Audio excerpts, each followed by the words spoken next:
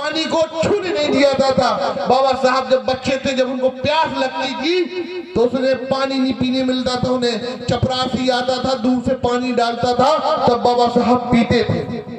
तो मैं आपको ये कहानी इसलिए सुना रहा हूँ, ये कहानी नहीं है, ये सच्चाई जो हमारे महापुरुष ने जिया है। लेकिन आज आजादी के इतने समय बाद हमें अच्छी सुविधा मिल रही है, अच्छी ड्रेस मिल रही है, पढ़ने के लिए सब सुविधाएं मिल रही है, उसके बावजूद भी हम नहीं पढ़ रहे हैं। बाबा साहब ने इतनी तकलीफ सहने के बाद भी इतनी पढ़ाई की, इतनी पढ़ाई की कि दुनिया के सारे विद्वान उनके सामने कुछ नहीं लगते।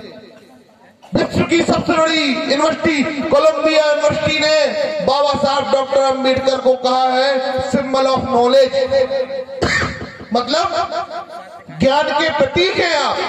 इतनी पढ़ाई की कि उनके सामने दुनिया का कोई भी विद्वान बहुत छोटा है। अब सोचो कि एक उस इंसान ने जिसे स्कूल के अंदर जाने नहीं दिया जाता था और मटके का पानी छूने नहीं दिया जाता था, उस इंसान ने इतनी पढ़ाई की कि उसके सामने सब छोटे पड़ गए।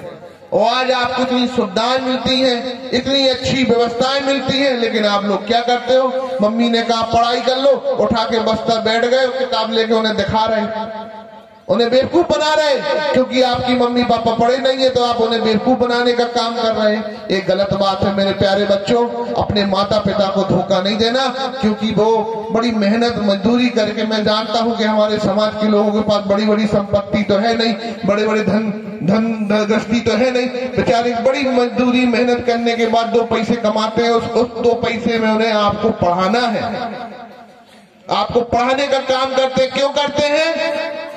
क्यों उन्हें जरूरत है?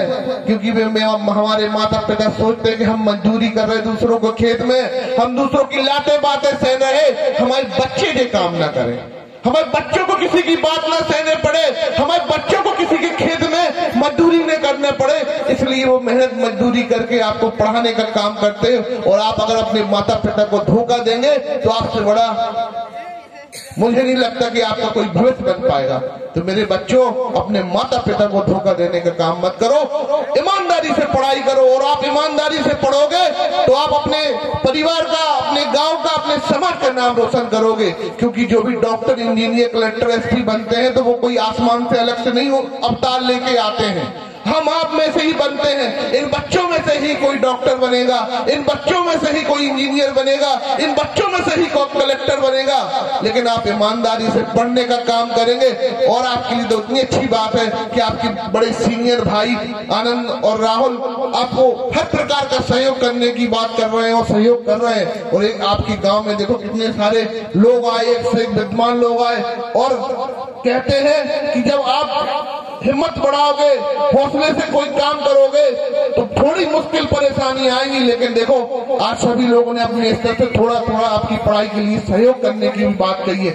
और आप लोग आगे बढ़िए, पढ़ाई करिए, कुछ अच्छा टेस्ट कर निकालेंगे, कोई अच्छी, आप लोग पढ़ाई में अच्छे नंबर आएंगे तो आपको अगर लगेगा कि कुछ सहयोग की जरूरत है तो हजारों हाथ आपके साथ खड़े हो जाएंगे, हजारों लोग आपका सहयोग करने के लिए खड़े हो जाएंगे। जब बाबा साहब इतनी परेशानियों और इतनी तकलीफों के बाद उस विश्व में सिंबल ऑफ नॉलेज बन सकते हैं तो आप लोग आज तो हर प्रकार की सुविधाएं उपलब्ध हैं। आज आपको कोई अगर दे करके बात करता है, कोई आपसे छुआछूत मानता है, कोई आपसे कहता है कि स्कूल के अंदर ना हो, तो आप बताओ, आप बोलो।